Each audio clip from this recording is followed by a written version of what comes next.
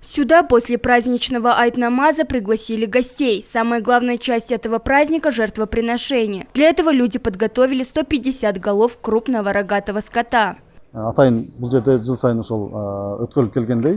Ежегодно специально к священному празднику мы забиваем крупный рогатый скот. Вместе с нами участие принимают и те кыргызстанцы, у которых есть возможность привезти свой скот. Мы раздаем мясо нуждающимся людям, тем, кто обращается к нам за помощью.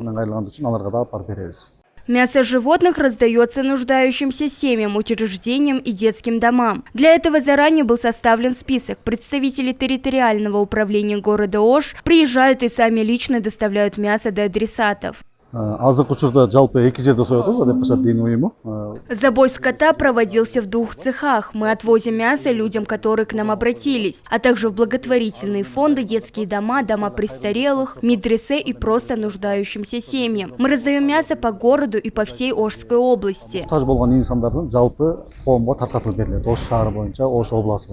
По словам религиоведов, для проведения обряда жертвоприношения необходимо выбрать здоровое животное, без каких-либо изъянов. Процесс забоя проходит по строгим правилам. Подавать мясо здорового животного считается благим делом. 40-тан ашык кою бар, 30-дан ашык малы бар кишилерге те люди, у которых имеется больше 40 голов МРС или более 30 голов КРС, то они обязаны приносить в жертву скот. После забоя 1/3 часть туши нужно оставить себе, а остальное отдать нуждающимся. Главной целью жертвоприношений в священный праздник является построение хороших отношений между людьми, которые живут в достатке, и теми, кто испытывает трудности, а также сохранение мира и единства в народе.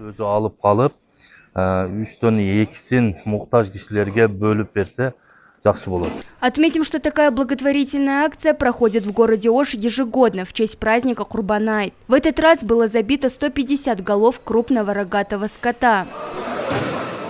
Нагима Бакаева, Бектур Халыбекулу, ЛТР, город Ош.